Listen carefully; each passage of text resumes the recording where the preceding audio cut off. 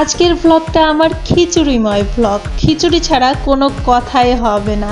আজকের ভোজনটা একটু অন্যরকম, কারণ আজকে ছেলের স্কুলে খিচুড়ি পার্টি হচ্ছে।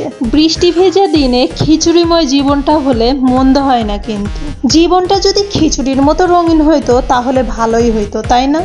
আমি আবার কার সাথে কিসের উদাহরণ মিলাইতে যাই হোক, এই খিচুড়ি দেখছেন, এই খিচুড়ির সম্পূর্ণ আয়োজন করেছিল আমার তোমার সবার আফা মিলি আফা।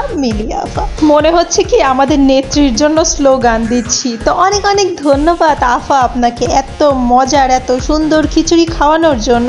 এখন মূল পর্বে চলে আসি। এই যে এত সুন্দর যে আয়োজনটা করা হয়েছিল কোথায় বলুন তো? এটা হলো আমাদের বাবুদের স্কুলে। তো বাবুরা তো ফ্রেন্ড হয়েছে, আর আমরা মায়েরা তো সবাই ফ্রেন্ড হয়ে গিয়েছি। একসাথে বসে তো আড্ডা দেওয়া হয়, চা খাওয়া তো রেগুলারই হয়, সেটা অনেকবার আপনাদের সাথে আমি শেয়ার করেছি। তো আজকে হলো মিলি আমাদের সবার জন্য খিচুড়ি রান্না করে এনেছিল। আসলে গল্প করতে আর খাইতে ভালোই লাগে, যদিও বা আমি অনেকটা লজ্জা পেয়েছিলাম এইভাবে বসে খেতে। তবে ওই যে কথাই আছে না, 10 মিলে করি কাজ হারি জিতি নাহি লাজ। তো সবাই ছিল জন্য আমার লজ্জাটা কমই লেগেছে, আর সবাই খাচ্ছিল, সাথে অনেক মজা করে আমিও খাচ্ছিলাম। আসলে এই সব স্মৃতিগুলা রয়ে যাবে। এই যে ফোনের মধ্যে বন্দি করে রাখলাম না, মাথার মধ্যে তো থাকবেই, ফোনে দেখলে হয়তো বা আরও বেশি কিছু মনে পড়বে। এই সময়গুলো আসলে চলে যাবে, কিন্তু স্মৃতিগুলো রয়ে যাবে। এত ভালো সময়টা কাটিয়েছিলাম। আর এই যে আচারটা, তারপর পেঁয়াজের যে কি বলে এটা মাখানোটা ছিল, এইটা দিয়ে খিচুড়িটা খেতে অনেক মজা হয়েছিল। জীবন আমাদের কত রকম স্মৃতি দিয়ে যায়, তাই না? সুখের হোক কিংবা দুঃখের হোক, তো জীবন সুন্দর করে উপভোগ করতে পারলেই আলহামদুলিল্লাহ, জীবন সুন্দর।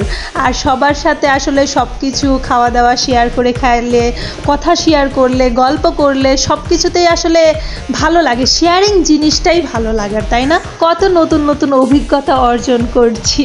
আগে সময় কাটতে চাইতো না, 12টা পর্যন্ত 1টা পর্যন্ত বসে শুয়ে দিন কেটে যাইতো।